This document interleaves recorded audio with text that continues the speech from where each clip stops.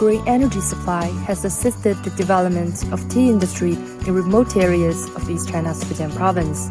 In Juying village, the unstable power supply had long hindered the operation of tea factories.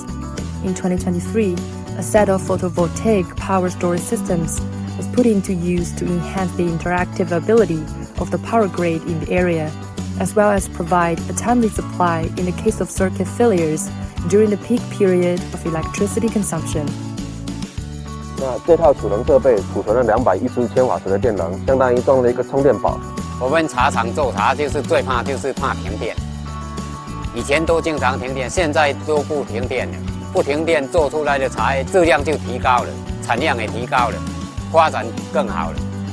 A photovoltaic power corridor covering an area of nearly 1,000 square meters has also been established to continuously provide clean electricity to support the tea industry in the village. 在正常的工作条件下，光伏系统年发电量为19.6万千瓦时，按照25年的运行周期算，这个项目可以为经营村提供超过489万千瓦时的绿色能源，相当于减少二氧化碳排放3860吨。